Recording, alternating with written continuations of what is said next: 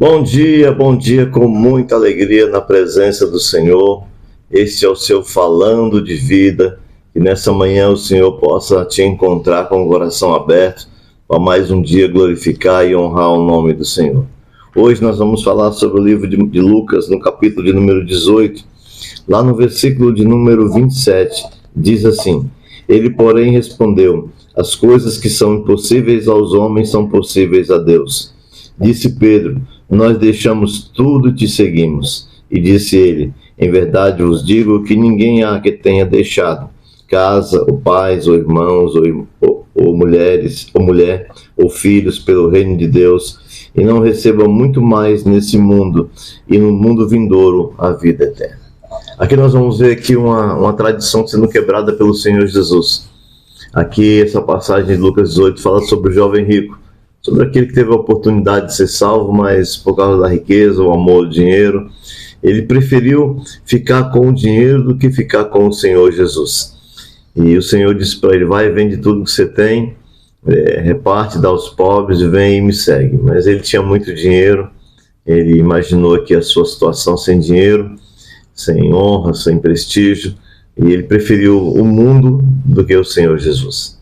E naquela época, havia uma tradição que quanto mais rica, mais cheia de posse a pessoa era, mais ela era amada por Deus e mais ela era abençoada por Deus. E aí, como sempre, a gente vê a figura de Pedro, o homem que faz as perguntas mais difíceis para Jesus, né?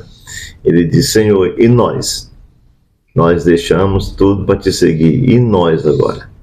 Isso muitas vezes não é uma pergunta para nós olharmos para a nossa vida. Quantas vezes nós estamos olhando para o mundo, o que os outros têm, o que os outros conquistam, e nós estamos se esquecendo que nós temos um Deus muito maior. Por isso que Jesus disse, né? É mais fácil um camelo passar pelo fundo da agulha do que um rico entrar no reino dos céus. Quando ele está falando aqui camelo, né? Não é que você vai pegar um camelo, né, do tamanho do animal, e passar pelo fundo da agulha. É que no muro de Jerusalém tinha alguns espaços que o camelo tinha que fazer umas manobras para ele entrar. Então era meio complicado ele passar ali, né? Era uma fenda no muro. E isso era praticamente uma das coisas difíceis. Mas Jesus fala: ó, o que é impossível para os homens é possível para Deus. Então muitas vezes nós, como servos do Senhor, olhamos e dizemos: Senhor, nós deixamos tudo, nós gastamos o nosso tempo, nós deixamos família muitas vezes, deixamos emprego, gastamos o nosso tempo, a nossa saúde na tua obra, e nós?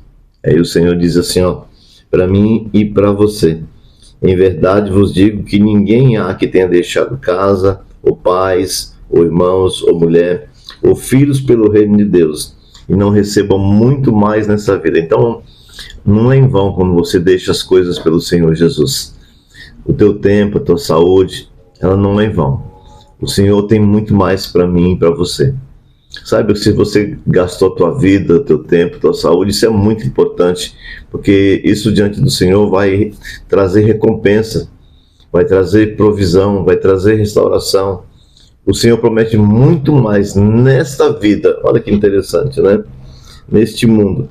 E no mundo vindouro, a vida eterna, que é o principal, né? Que é o nosso meio de busca do Senhor, é a nossa vida eterna.